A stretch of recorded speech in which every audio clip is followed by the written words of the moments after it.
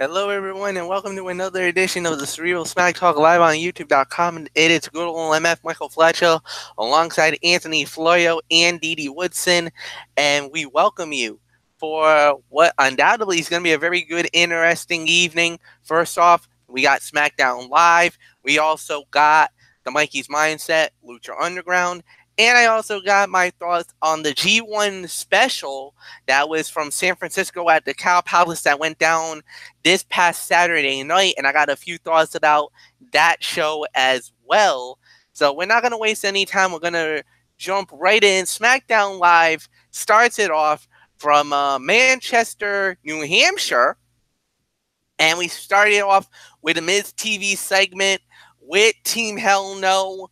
And I got to admit, this was really good. A non-wrestling segment of the night because there wasn't really much in the way of segments. This was a pretty wrestle heavy loaded show to say the very least. So it was beautifully done. I liked the interaction as well. Team Hell No does a really good job of selling themselves very well, and plus it led to what undoubtedly was a colossal main event later this evening. We'll get into that when we get there, but I thought this was a really solid way to start the show. Anthony Flayo, come on in. Give me your thoughts on the opening segment, Miz TV. Well, I'll tell you, MF. I agree. This was the segment of the night, without a doubt. I loved how they built towards the tables match between Sanity and the New Day at Extreme Rules, but the real fire came from Daniel Bryan and The Miz, of course, and that was just wow. I got a feeling we're gonna get that at SummerSlam. That's my guess when it comes to Bryan and Miz. But New Day against Sanity tables match, 6-man tables match at Extreme Rules on the kickoff show. Yeah, okay.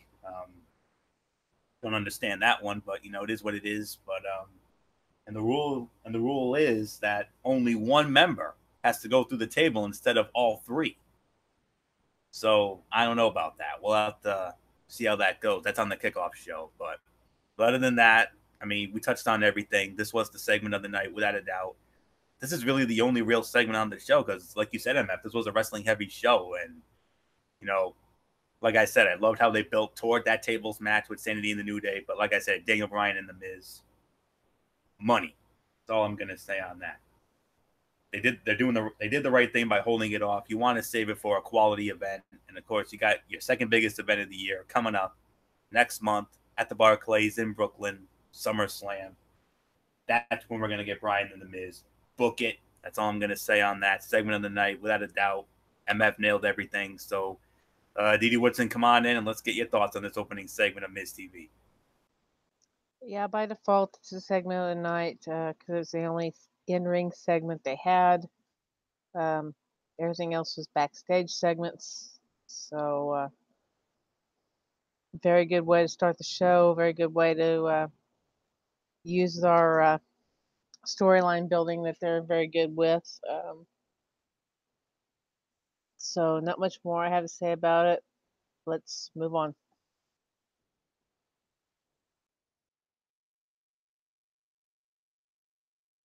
All right, so we started off, and well, we started it off with a bang.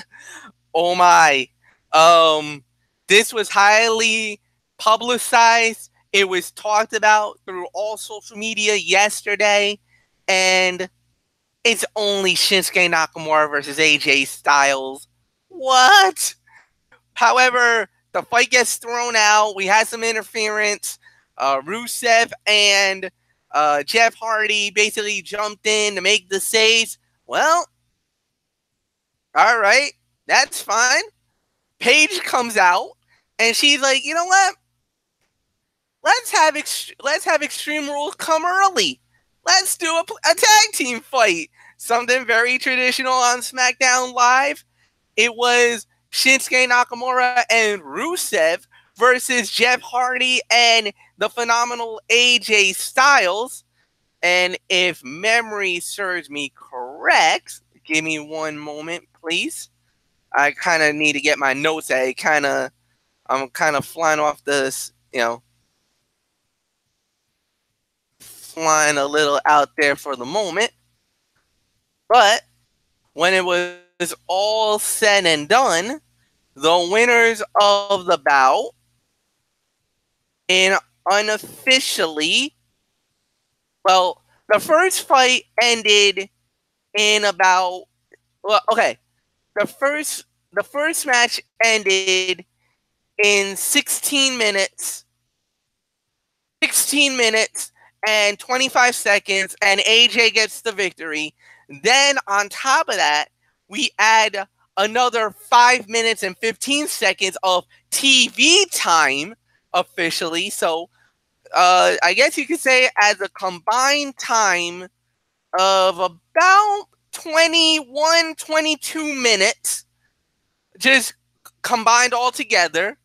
Rusev and Shinsuke Nakamura gets the victory, as it was Rusev with the Mashka kick on the United States heavyweight champion Jeff Hardy. So, Anthony Florio, give me your thoughts on everything. Wow. As far as Nakamura and Styles goes, I can't give a rating on that. It's an NA for the moment. But Rusev was insanely entertaining, and the in-ring action between Nakamura and Styles was once again quite good. All there is to say there. Tag team matchup. I can only give that about 2 stars for the effort. I mean, the match was okay, but it felt kind of there. It wasn't a bad way of hyping up both title matches at Extreme Rules in one segment, but I can't really give it any high ratings due to the lack of creativity there. So a rare miscue on SmackDown Live, but I appreciate the effort, but it just wasn't executed properly. So that's all I can say about that. Nakamura and Styles, NA. I can't really put a rating on that. I'm gonna need some help with that one. But as far as the other one goes, that was definitely a 2-star effort. That's all I can say there. So great way to hype both title matches, and we'll get into that this weekend. So nothing more to say on that. So Didi Woodson, your thoughts on that? A rare 2-for-1 deal on SmackDown Live. Raw usually gets those.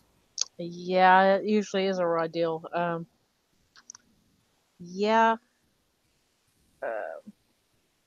Everybody pretty much knows I don't like DQ finishes, but this one was storyline based DQ finish.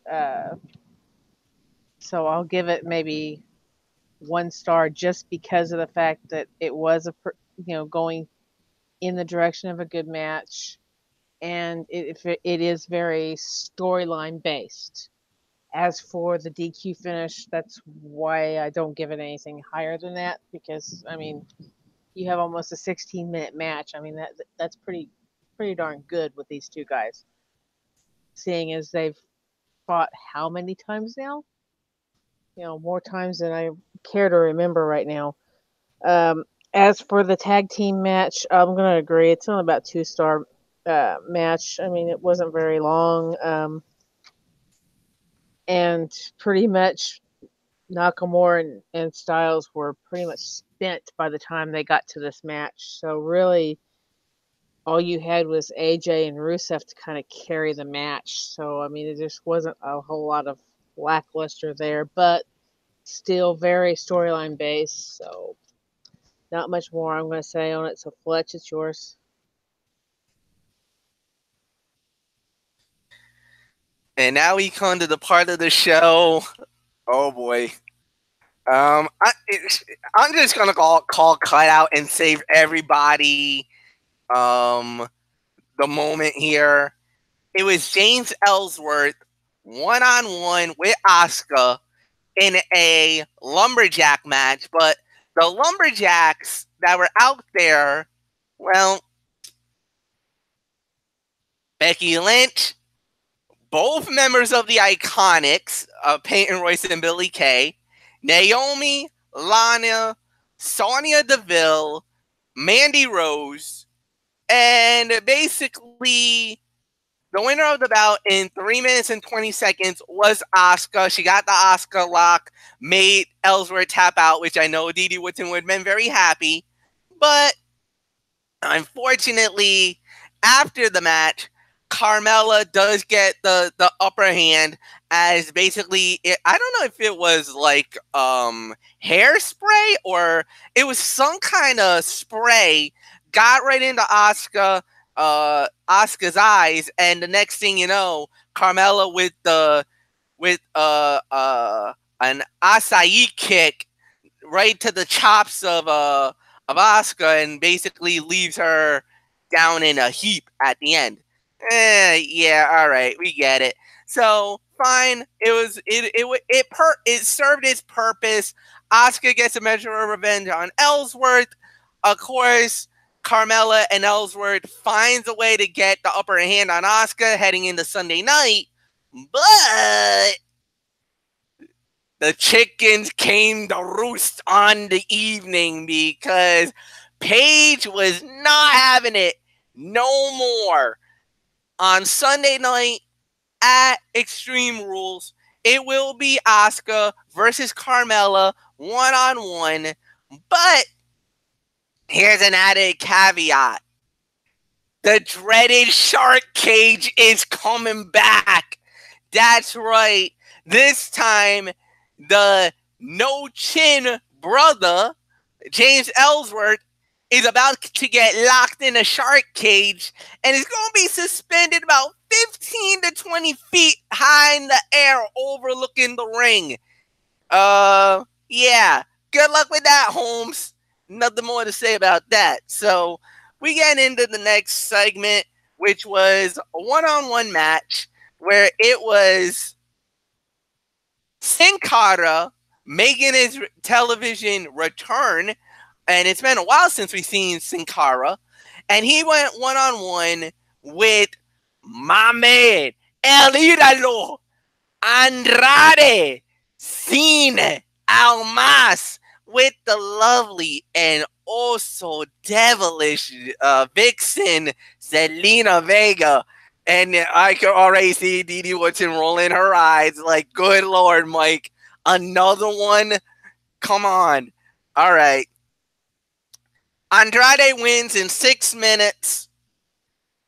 Didi, if you want to put your 2 thoughts in on this fight, I thought this was okay, decent for what it was worth. So, what says you? Yeah, it was decent, kind of boring. I didn't get much out of it. Of course, it's not really even storyline based because I don't think they have a match in the pay-per-view with these two. So I'll give it probably 1 star. Like I said, I wasn't entirely impressed with these guys, so you can take it for a spin. All right, that's fair enough. I could give this about 1.5 stars. Unfortunately, it is the worst fight of the night. Well, all right, I stand corrected. Ellsworth and Asuka.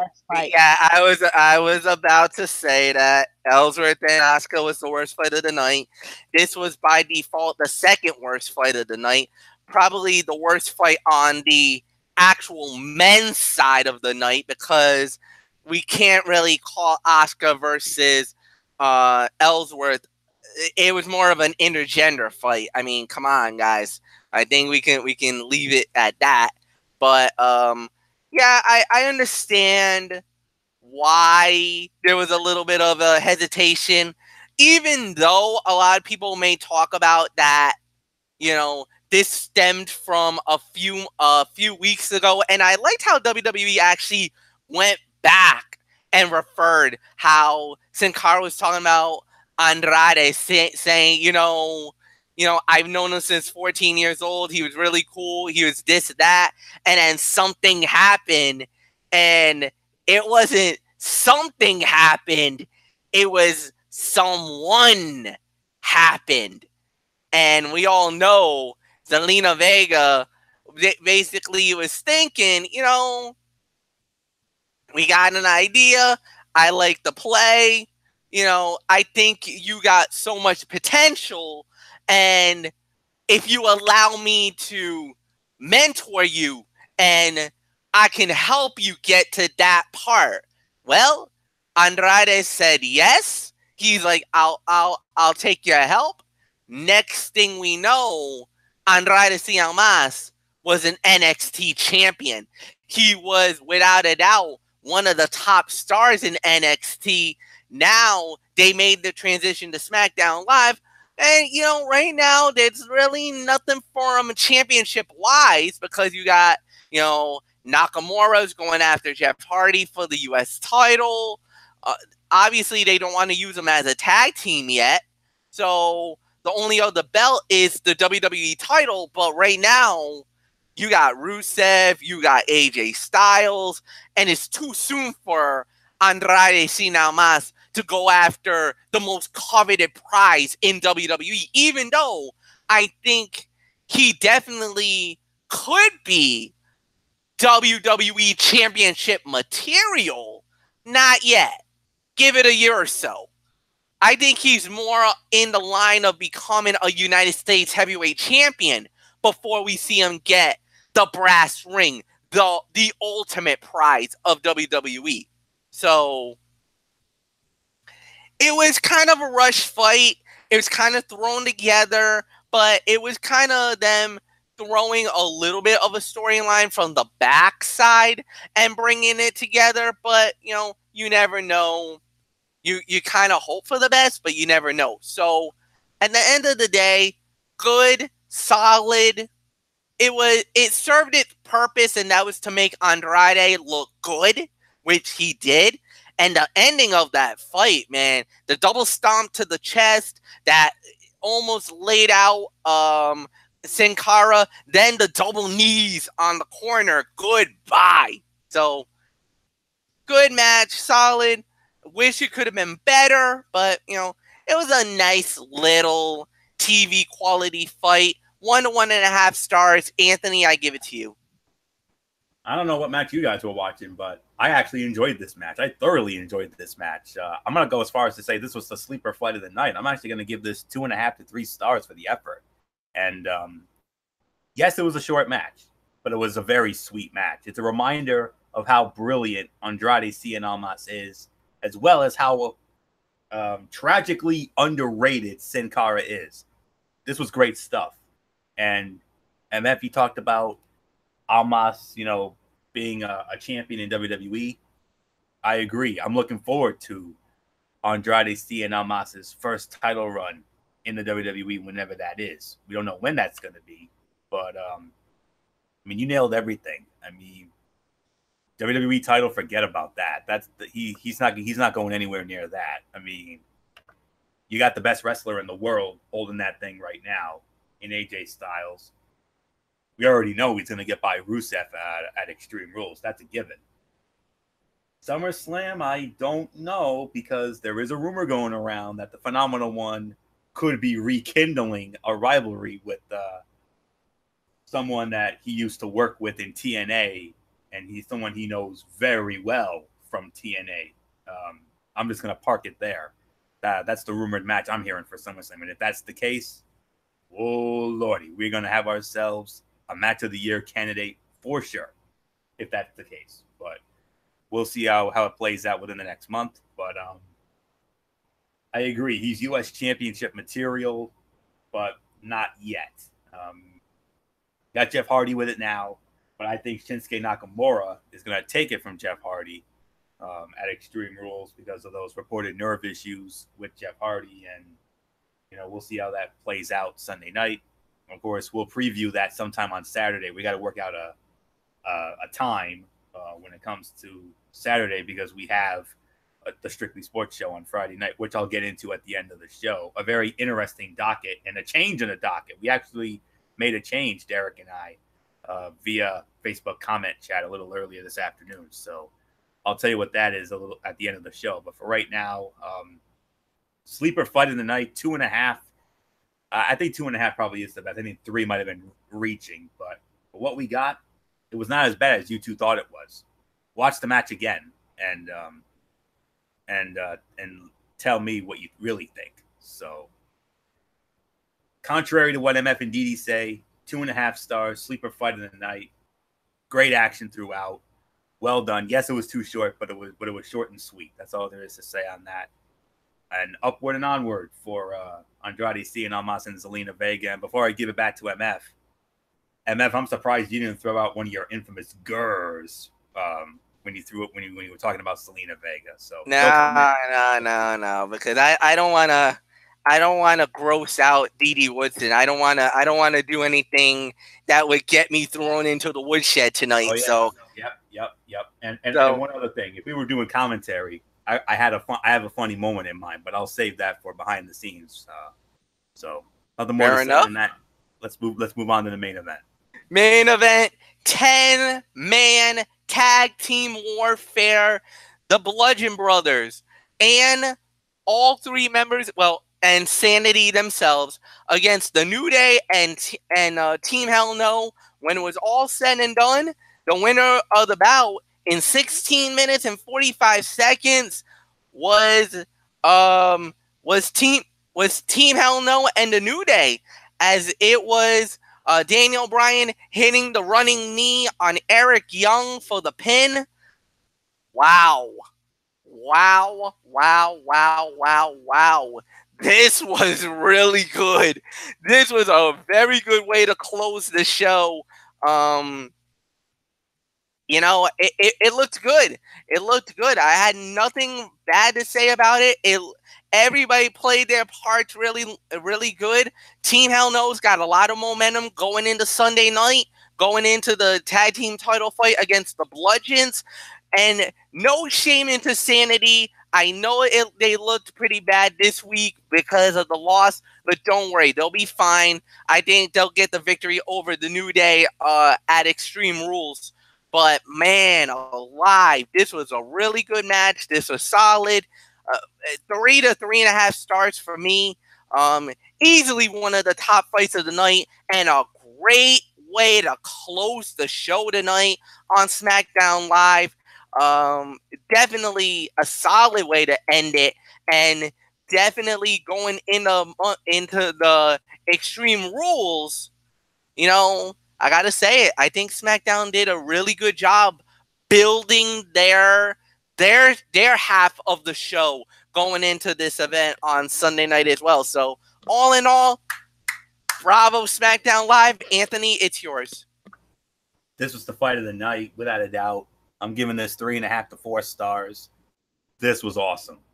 Everything I wanted to see happen, and I would love to see a Big E versus Killian Dane and Eric Young versus Daniel Bryan match. I mean, when 10-man tag team matches are done right, they look great. And I got to give props, kudos, and as Taz would used to say, big ups to all 10 of these men for putting on one hell of a show in the main event of this Go Home to Extreme Rules edition of SmackDown Live. This is how you do a go home show. Hey, Team Red, this is how you put on a go home show. That's all I can say. So you guys got to take some notes, and we got to get back to the drawing board. That's all I can say on that. Even though we took a step in the right direction last night, it wasn't a giant leap or anything, but it was a solid but not overly spectacular show compared to last week. But anyways, one hell of a main event. I mean, total chaos ensued. I mean, the action was just hot and heavy throughout. The closing stretch, that's what really did it for me. I mean, just amazing. And yeah, so much came out of this. The tables match, albeit only one member has to go through for the win. That could be something interesting come the kickoff show. And then the Bludgeons against Team Hell No. I don't know. I mean, my gut's telling me the Bludgeons are going to retain, but my heart's telling me Team Hell No is going to get the belts. But The Miz, that's all I can say. The Miz is going to factor into that in one way or another. But we'll get into that this weekend. So nothing more to say here. I mean, unbelievable. 3.5 to 4 stars. This was hands down the fight of the night for me. So nothing more to say. Didi Woodson, what a main event. My goodness. Definitely. This was definitely worth waiting for the 2 hours. I agree with the rating, 3.5 to 4 stars. Very, very uh, good way to end the show. Uh, very much storyline building, very much leaving you hanging, wanting to see, what's going to happen at pay per view. Um,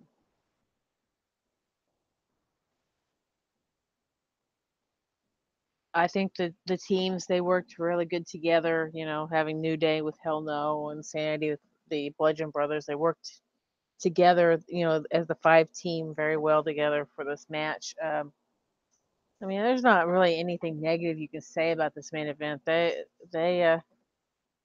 kept the hype going, and they definitely knocked it out of the ballpark. So, not much more I have to say about it. Fletch, I toss it back to you.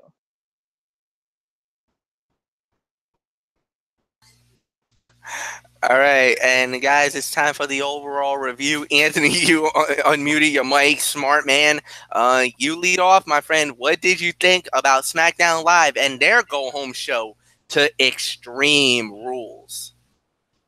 Another home run. That's all there is to say about that. For the 11 billionth week in a row, SmackDown Live buries Raw. That's all there is to say on that. One of these weeks, MF, one of these weeks, we're going to get you. We're going to get you one of these weeks. Believe that. But probably not anytime soon. All right, now that I got that off my chest, solid 8 out of 10. That's the best I can go. I cannot in good conscience give it a perfect 10. I mean, main event was the fight of the night. AJ and Shinsuke was probably more like a 3 to 3.5 star match. That was definitely the second best fight of the night, even with the clunky finish. But that's all I can say there. If you're short on time, I recommend the opening segment, the Miz TV. I'll give you the main event as well. I'll give you AJ and Shinsuke. Give you that as well. I'm even going to throw in Almas and Sin Cara. I mean, watch the match again. Watch it more closely, and you'll understand why I gave it the 2.5 star rating that I did, contrary to MF and Didi's rating for it. Yes, it was actually, it was I said it was the sleeper fight of the night. Clearly, the worst fight was Asuka and Ellsworth. Fast forward that, you're not missing anything there. And I'll even say go through that tag match, that impromptu tag match with Rusev and Nakamura against Styles and Hardy. That was not anything special. It could have been better, but it wasn't. And I think I've pretty much covered everything else here.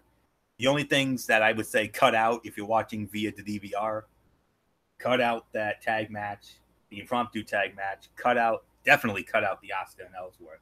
Those are the only 2 real low points. If it wasn't for those 2 low points, if they had been better, I probably would have pulled the trigger and given this thing a perfect 10. But because of those 2 little meh moments there, I'm going to give this a solid 8 out of 10. 7.5 at the worst, but I think a solid 8 out of 10 is what I feel the most appropriate rating for this Go Home to Extreme Rules edition of SmackDown Live. So once again, SmackDown Live delivers. I didn't even have to challenge you guys last night.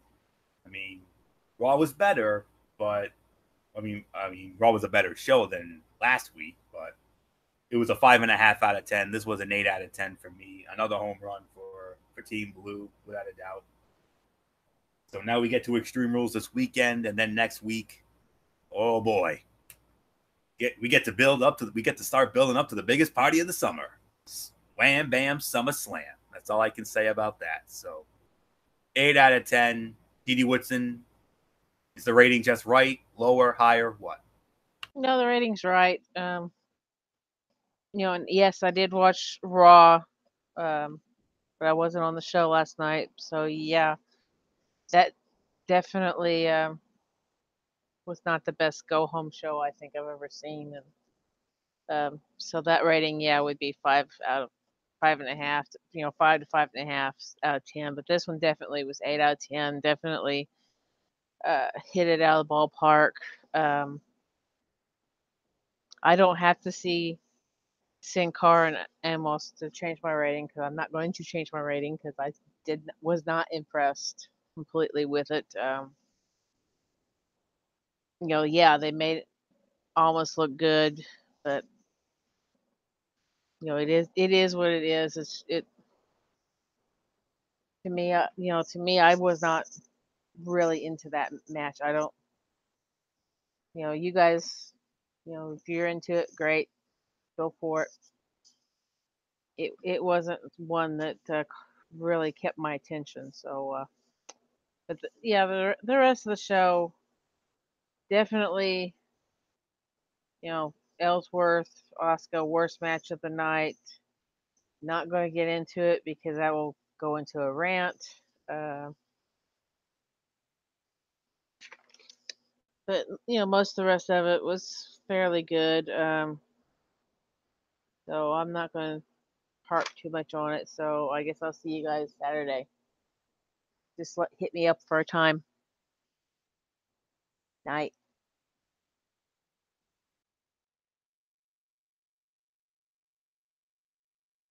All right, good night, Dee Dee. And I will round it out. 8 out of 10. Totally agree with everything you guys have said. You guys pretty much touched on it, so I'm not gonna go any more deeper into that situation. It's time for the Mikey's Mindset, as always, and we're gonna start it out with Lucha Underground. All right, this got very interesting. All right. So it started off with basically Katrina Katrina coming out and basically saying that, well, it was, it basically was, she got the life force back. Remember what we said in Grave Consequences, that if the life force was happening, it was gonna go down. And yeah, it happened. It's done. She got the life force back, and it was it was powerful. She got it back. It was a powerful moment for her to get the life force back. But in another sense, the one who got devastated, the one who's brokenhearted, was the very own, the ring announcer, Melissa Santos. Anthony, you and I know that very well. We know about Phoenix and Melissa's kind of romance in the last season of Lucha Underground. So we know how deep it went. And Katrina, I guess you could say, in a way, gave a nice memento. As heartless as she is, and trust me, Katrina, she is devilish, she is sexy, but her heart's not really made of gold. Oh no. But she gave a medallion, a powerful medallion to Melissa, as you could say, as a memento to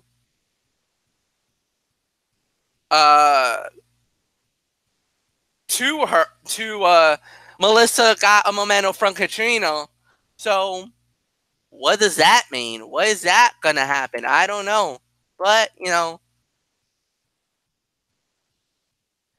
it was kind of interesting, to say the very least.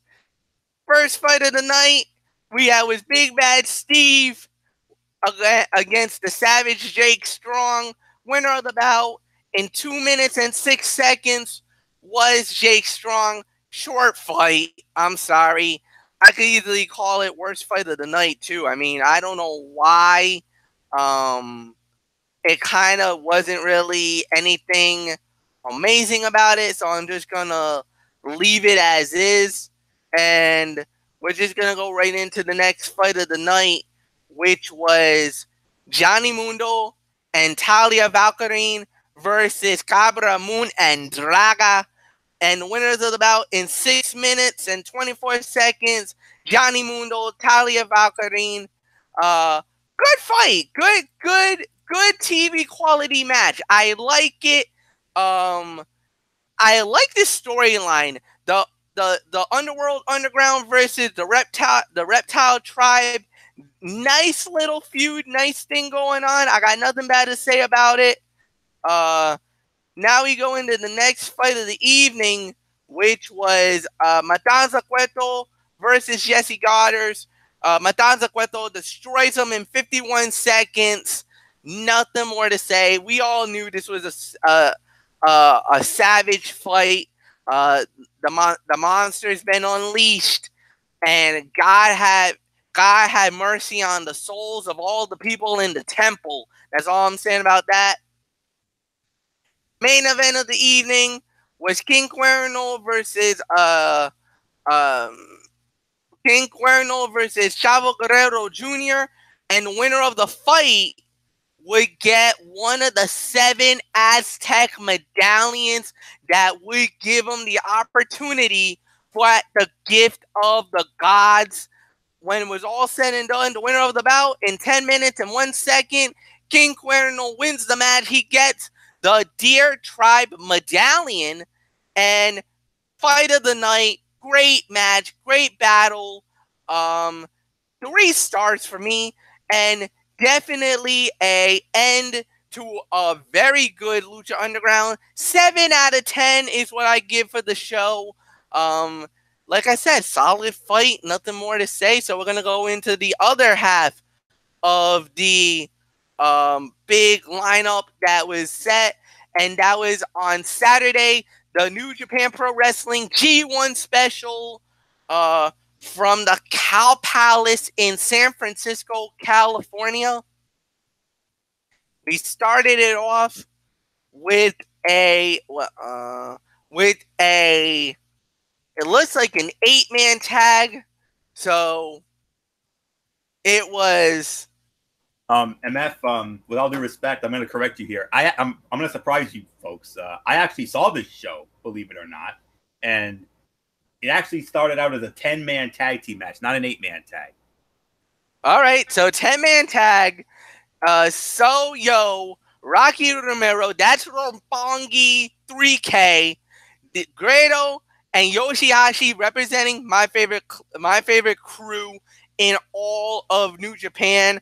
I'm a chaos guy, so I'm just letting you know right now. Goes up against Chase Owens, Yugoro Takahashi, which is the Tokyo Pimp, Tamatonga Tangaroya from the Gorillas of the Gorillas of Destiny, and King Haku. When it was all said and done, the winners of the bout, Bullet Club, they get the big victory here. Nice match, nice battle to start off the night. So, Anthony, jump in. What did you think of the 10-man tag to jump it off? Solid match. Nothing earth-shattering, but King Haku. Let me just say this. King Haku, 59 years old, and still wrestling at a high level. God bless him. I would probably say, as a whole, I would say probably like a 2 to 2.5 star at best. And the next fight we had on the fight card, we had members of Suzuki-gun, which was Zack Sabre Jr. and the leader himself, Minoru Suzuki, versus Toriano and Tamaicho Ashihi, representing Chaos. When this was all said and done, was this? Surprise, surprise, surprise. We got ourselves an upset, I think, as it was basically Chaos wins. 9 minutes and 45 seconds. Anthony, your thoughts on this match? All right. I wanna try again with that opening match. 2.25 stars. I'm gonna give that. As far as this one goes, I'm gonna give this 3.25. 3.25 stars is my rating for this. And I actually had some notes on this. Just bear with me. Okay. It was good. I mean, with the Suzuki Ishii interactions carrying the match, and the Yano and Saber interactions continuing to be fun. So that's all I can say there. That was a solid 3.25 star match at best. So let's get your thoughts on that, MF. Absolutely, I totally agree with it. Solid fight, great matchup, to say the very least. It was definitely it was better than expected. It was more surprising at the end because I think a lot of people didn't think that was gonna be the way it was gonna play out, but it did. So, solid for what it was worth. So we're just gonna dive right into the next fight of the night, and this match was Hiroshi Tanahashi and Kushida as they went up against members of, again, Bullet Club, the villain Marty Scurll, and Hangman Adam Page. When it was all said and done, give the Duke and the victory to the Bullet Club for life. They get the victory. 9 minutes and 50 seconds. Solid match, entertaining. But I'm not gonna say this. I'm not surprised at the win, but I'm more surprised of who got the win. Basically, I thought that this would have been Marty Scurll's moment. Normally it would be, but they give Adam Page the moment and the victory. So good for him as he gets the big victory. A clean win too, as he takes down Kushida. So this was a good, solid 2.5 to 3 star fight. Anthony, it's yours. Solid 3. Good back and forth match with, like you said, that slightly surprising result for Hangman Page as he gets some momentum ahead of the upcoming G1 tournament. So nothing more to say. Solid 3. So let's move on to the first of our championship matches on this show. It is Hiroshi Gato versus Jeff Cobb for the IWGP Never Openweight Championship.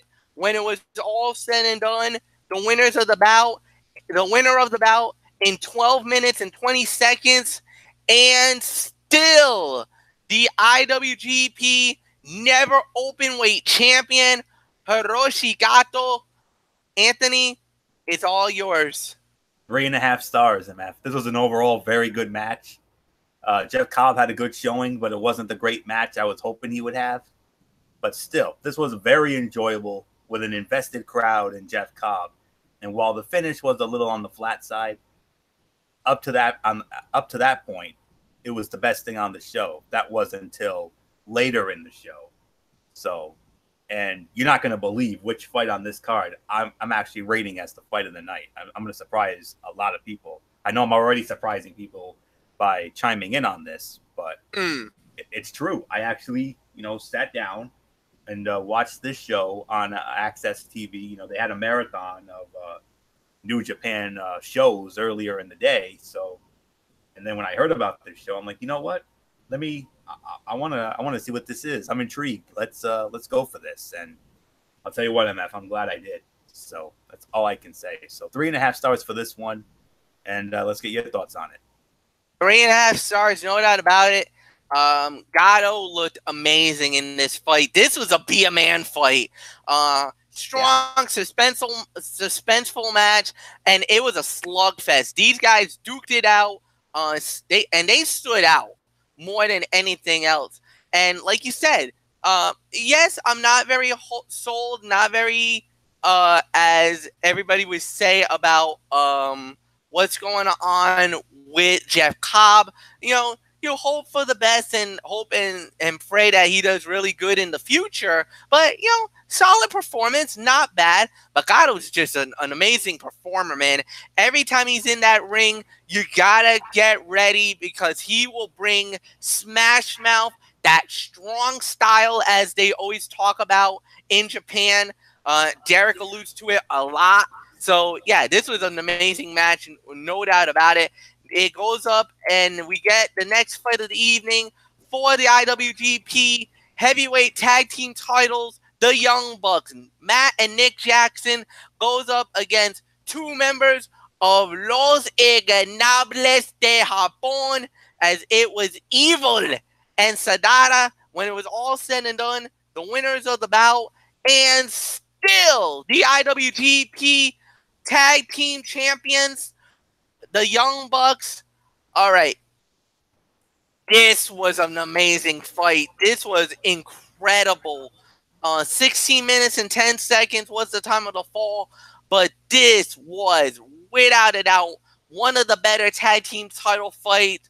Terrific match. The near falls. You had Shakespearean drama. Solid match all the way around.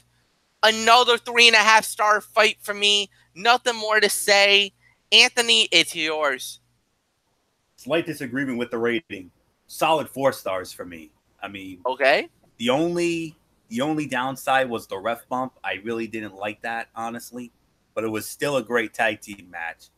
And I'm going to tell you, I actually caught a glimpse. Like I said, Access TV had a marathon of New Japan shows earlier on Saturday leading into the G1 special.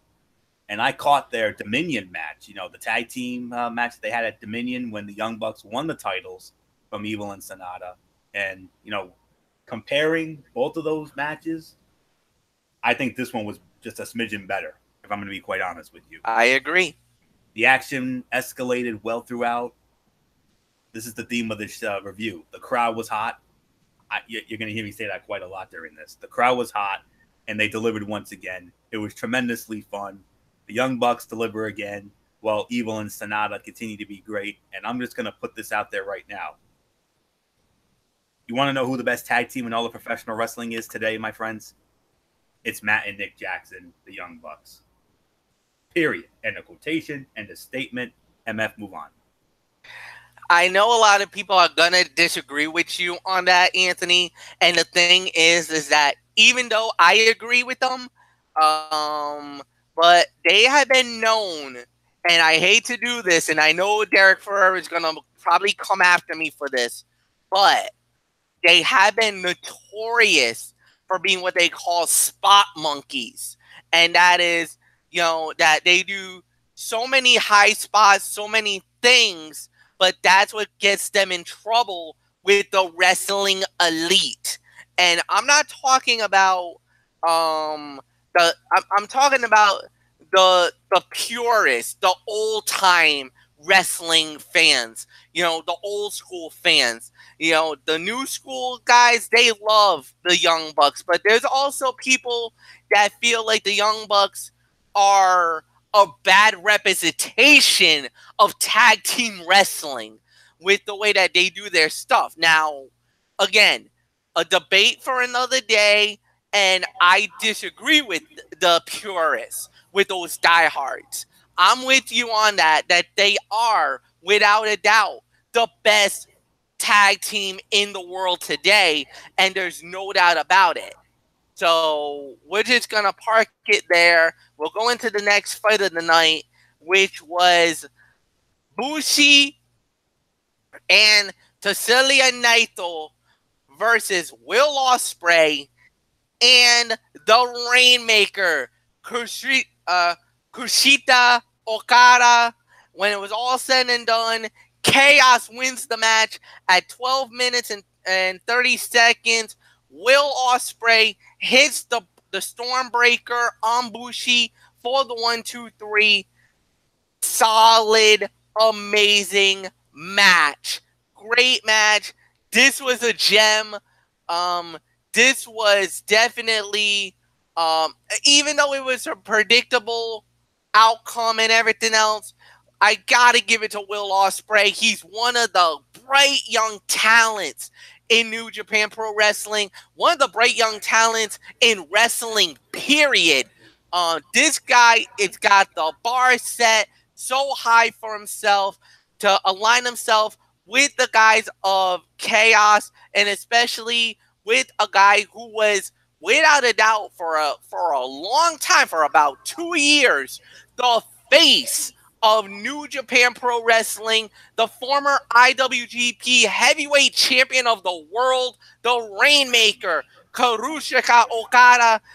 I mean, absolutely amazing matchup, a great fight, but, nothing to say bad about Bushi.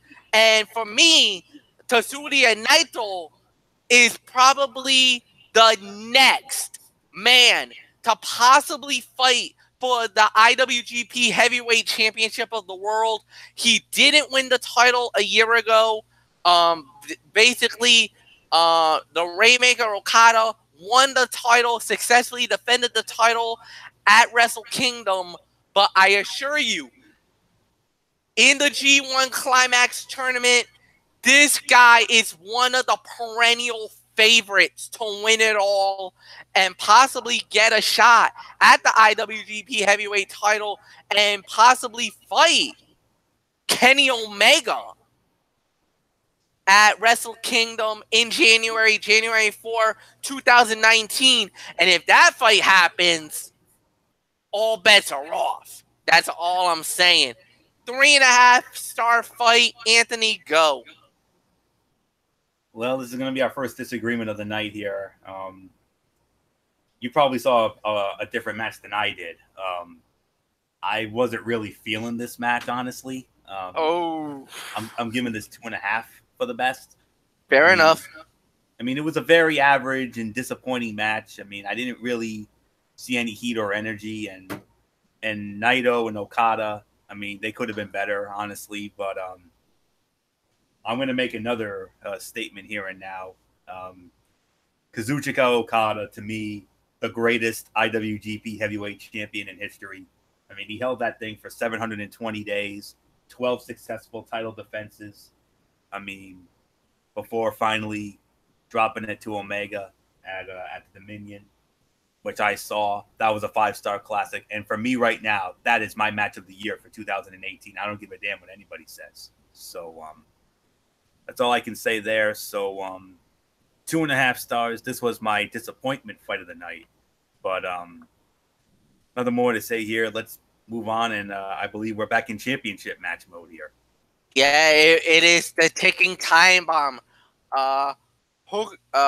Hujiro Takahashi going up against Dragon Lee for the IWGP Junior Heavyweight Championship of the World, which is almost the equivalent of the Cruiserweight Championship.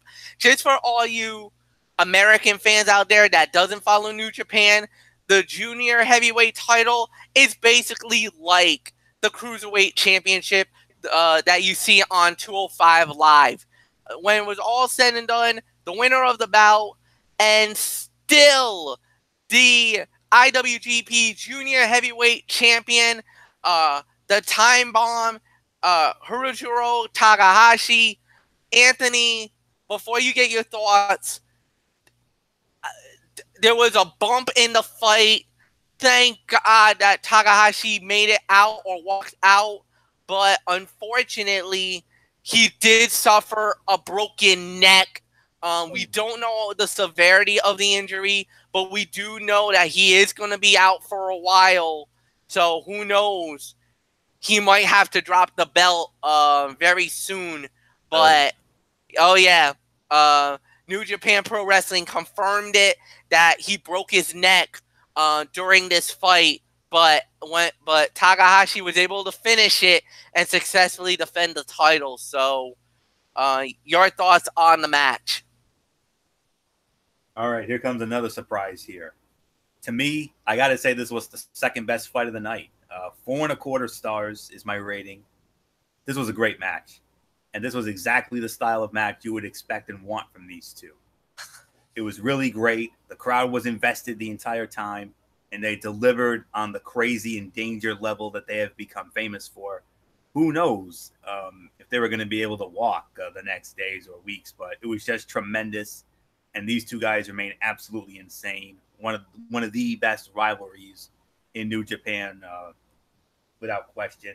I haven't seen some of their other matches. I got to probably look back at some of their previous matches, but I know this isn't the first time these two have danced. But from what I saw, this was an amazing match. without a doubt, it was a 4.25-star match. And to me, like I said, this was the second best fight of the night. That's all I can say about that. And like I said, the match that I have as my fight of the night, it's not the one you're thinking. That's all I'm going to say on that. So that's a nice little tease for a little bit later on. So 4.25 stars, second best fight of the night, without a question. Great matchup. MF, your thoughts? And well, I'll give it the 4.25 stars. I agree with that. I thought this was a great match, and it was solid for what it was worth. The bump looked scary. I kind of cringed a little bit, hoping for the best. Takahashi was able to walk out on his own power, but then reports started coming out from a whole bunch of people that Takahashi got hurt pretty bad, and as a matter of fact, they actually said he collapsed gorilla position after the match was over, and he got taken out in an ambulance. And then the story came the next day that Takahashi suffered a broken neck and he's going to be out for a while. He will not be participating in the G1 tournament, which is a damn shame. So we're going to have to wait and see what happens there.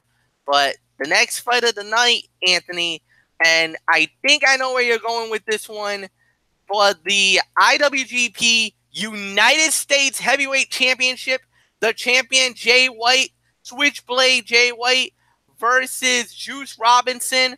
When it was all said and done, the winner of the bout and new IWGP United States Heavyweight Champion Juice Robinson, he wins the title. Anthony Floyo, I think I found your fight of the night. Boy, howdy, you are good. That's all I can say about that. I thought I was going to get you there for a minute, but nope, you got it. This was for me the fight of the night. 4.5 stars. I would have given it 5, but there were a couple of spots I didn't like in this match. One spot in particular, before I go into my detailed notes, one spot in particular where Jay Robinson launched Jay White launched Juice Robinson into the barricade and knocked over Jim Ross. I did not like that at all. Josh Barnett then came out and basically went basically Jersey Shore come at me bro mode. That's all I can say on that. And he tried to go after Jay White. A lot of profanity was exchanged, and man, I mean, I never heard JR that angry before. I mean, that was awesome. That was epic. And but Josh Barnett though went into that, like I said, that Jersey Shore meathead come at me bro mode. If it wasn't for that spot, I would have pulled the trigger and I would have given this 5. But because of that little spot there, and because and there was a part of me that thought that it was going to end in a disqualification. I'm like, no, not a DQ, no. But if it wasn't for that spot right there, I would have pulled the trigger and given this 5. But this was 4.5. This to me was the fight of the night. I don't know much about this Juice Robinson kid, but the way they built this up as, can he win the big one? Can he finally get to the magic moment, his moment in the sun? Well, he finally won the big one in what I felt ended up as an unbelievable match. Like I said, it was a bit of an overbooked spectacle because of that spot, But the good news was the crowd was completely behind Juice Robinson, and Jay White had really good heel heat on him throughout the match. But Juice Robinson continues to feel like a legitimate rising star. And while Jay White continues to evolve and improve on his game, he was a really good, ruthless heel here against super babyface Juice Robinson. And after this, I'm really excited for both men's run in the G1. They worked a smart bout that was completely different than the previous match, which it needed to be, and followed up very well under some insane pressure. The Juice win needed to happen as he had been so close so many times, and it came off very well for my taste. So 4.5 stars. Far and away, this was the fight of the night. Although there were some other great matches on this show, I can't quite. I shouldn't say far and away. We should edit that part out. But for me, by a smidge, this was the fight of the night. I mean, unbelievable match. It's 4.5. But if it wasn't for that spot where JR got hurt and Barnett went into come at me bro mode, then I would have given this 5. But because of that little nitpick, 4.5. This was the fight of the night. We're probably in disagreement here, but I don't care. My opinion alone. So that's all I can say. Near 5-star. I mean, I wanted to pull the trigger, but that spot, that spot where JR got hurt, no, sorry. You don't do that to the greatest of all time. That's all I can say about that. So nothing more to say. MF, unbelievable match. Wow. Yeah, it was a great match. Actually, Anthony, have you ever heard of a guy named CJ Parker? CJ Parker. Wasn't he the guy who fought Kevin Owens in his first match in NXT? Yep. That's Juice Robinson. Oh, wow. That's Juice Robinson. Well, he's come a long way from that night. He has definitely come a long way from that. And look at that. He is now the IWGP United States champion, the first pure American to actually hold the title.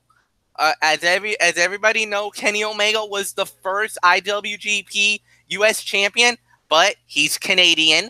Right. And Jay White, actually the former champion, he's not even American either. So there you go. The first pure US born individual to be the IWGP United States champion is Juice Robinson. And like you said, Anthony, the sky is the limit for this man.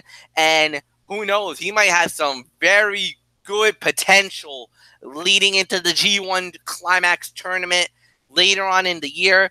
It's coming up very soon, guys. So Derek Ferrero will be all over it. And I might put my 2 cents in the G1 Climax tournament when it starts. So we'll see. Main event of the evening for the IWGP Heavyweight Championship of the World. Kenny Omega versus the American Nightmare Cody, the winner of the bout, and still the IWGP Heavyweight Champion of the World, the cleaner, Kenny Omega. A great main event match, over 30 minutes. It was good for what it was worth. It was a solid main event. Of course, he ended it with the one-wing angel, which was awesome. And, you know, there's really nothing more to say. This was a good, solid main event. Maybe not as good as... I'm going to say this. I partially disagree with Anthony on the fact about the Jay White versus Juice Robinson. Unlike, just like with him about the Naito Bushi versus Ospreay and Okada, I wasn't as high as he was about that fight, about the U.S. title fight. It was definitely fight of the night, but nowhere near 4 stars.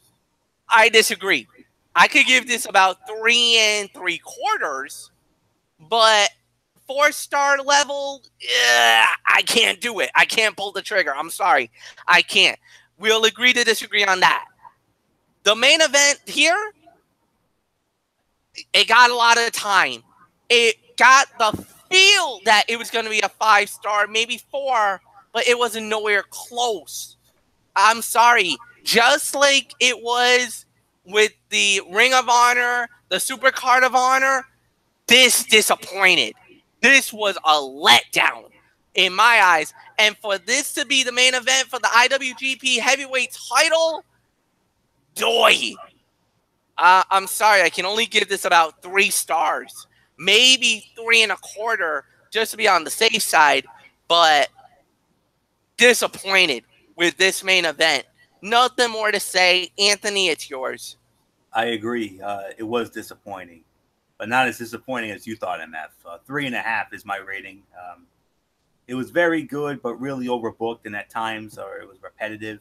Cody brought the circus, which I know some love, but it didn't really feel. It didn't have the feel of a high-level New Japan main event, and instead, it felt like a throwback to overbooked WWE and TNA main events from years past. I could appreciate the hard work and the punishment they took, especially that superplex off the ladder spot. But this in no way felt like a high-level Kenny Omega match. It went way too long, and it just didn't connect with me.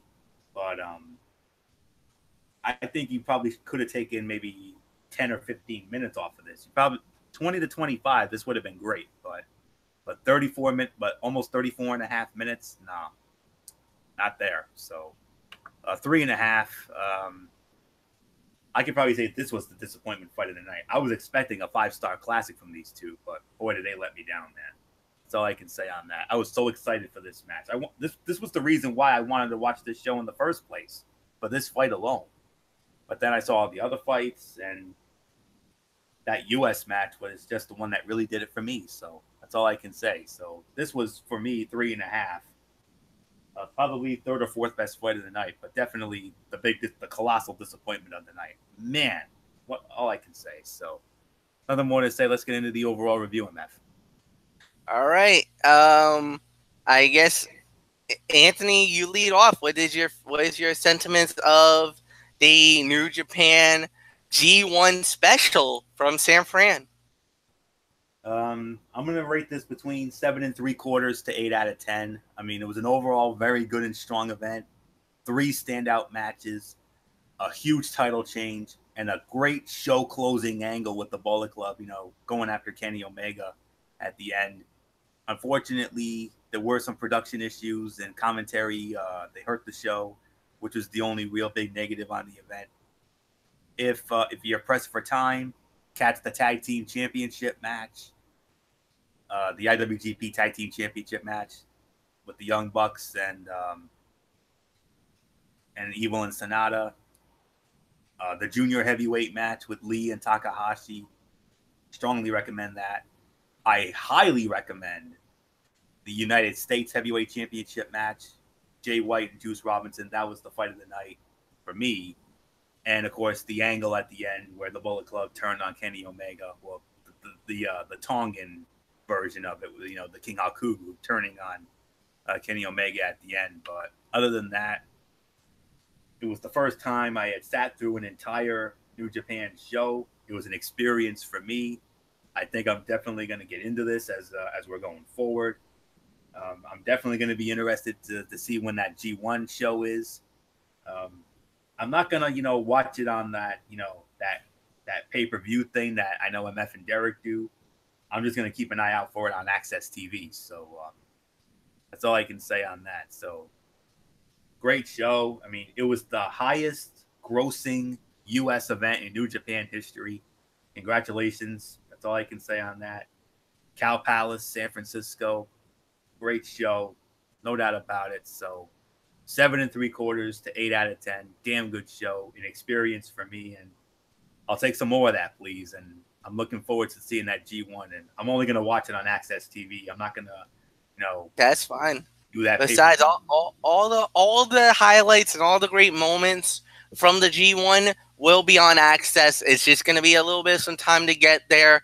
I think they always do it like about a couple of weeks after. So you're just going to have to be patient enough with it. But when you do, it's going to be worth the time. No doubt about it. Absolutely. Your thoughts? I agree. 7.5 to 8 out of 10. Solid event. Solid show. I loved everything that went with it. And yeah, I think there was nothing bad to say the very least. This was a remarkable show. This was a great splash for New Japan in the United States. As always, they deliver it. And, I'm very excited for what the future may bring because they have hinted they are coming back in the very near future. There was talk maybe New York City, Madison Square Garden. That's the rumor I heard. But that would be, think about that. New Japan in Madison Square Garden. Oh my God, if they pull that off. But we'll see. So excellent show. That's it. That wraps up the Mikey's Mindset and Cerebral Smack Talk for the evening. I want to thank everybody for listening to us. And Anthony, why don't you set the table for Strictly Sports on Friday night? Yeah, Friday night at 10:30, we have Strictly Sports. Slight change in the docket. We'll address that momentarily. There was a story we were going to get in that Derek put on the docket, but it was one that we actually addressed on our last show. I'll explain in a moment. We're going to talk about Carmelo Anthony. Carmelo Anthony is a free agent. I don't really think we really dived into that on the last show. I think we talked about it for a brief moment, but we didn't go all in. But we're going to go all in on that one this time. Initially, Derek put on the docket Tony Parker signing with the Charlotte Hornets. Now, if you didn't see our last show, we actually did get into that. You remember, I addressed that, and MF and Bullock gave their opinions. So we're going to replace that story. And MF, there was a story that you wanted to get into, and I talked to Derek about it, and he approved your request. You wanted to talk about Cristiano Ronaldo going from Real Madrid to Juventus. So you wanted it, you got it. So we're going to replace the Tony Parker story with that story. And then from there, MF, we'll get your preview of the finals of the FIFA World Cup. That's the first half of our double main event. And, of course, the other half, of course, is our newest installment of the Major League Baseball Power Rankings. So another short docket, Carmelo Anthony, a free agent, Cristiano Ronaldo leaving Real Madrid to join Juventus, the preview of the FIFA World Cup final. France, we know, is in. We'll find out who they'll go up against after tomorrow's game, and then, of course, the Major League Baseball Power Rankings. I already know who my one is as of right now, and if they keep doing what they're doing, they'll certainly be number one. And I know Michael Bullock will be a very happy man because we all know who that is. So nothing more to say on that. Friday night at 10:30. And Saturday, we got to figure out a time for Saturday so we can do our preview of Extreme Rules, which I'll run. I just need to. I'd probably say try 11 o'clock if we can do it. Yeah, that's fine. Yeah, if that's good for you. Yeah, that's good for me. Because right. Chances are it might end up being just you and I. You don't know. Well, that's true. So, but I'll message Bullock and Didi and let them know and see if they can join us or not. So that's on Saturday, and then of course don't forget MF because you got the big show on Sunday night, the recap, and then we got Ridiculously Raw on Monday night. Praying for a good show for once as we start the road to SummerSlam, and then of course right back here next week, next Tuesday. So nothing more to say. Anthony Florio here. You know what? Thumbs up. Talk to you later. Yeah, throw it up Fortune 4 style. Bye for now, my friends. God bless. Have a blessed rest of the week. And like I've always tell you folks, wrestling is indeed actually real. For everybody who's been a part of this one, Anthony Florio, you know the routine. Bye for now. Bye, everybody. Bye. Let's move on, MF. All right. And as always, thank you so much, as always, fans.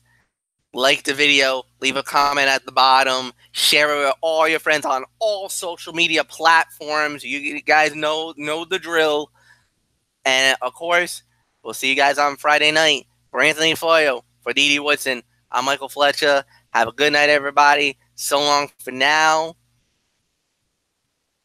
And for all of us here, for Cerebral Smack Talk, we are out.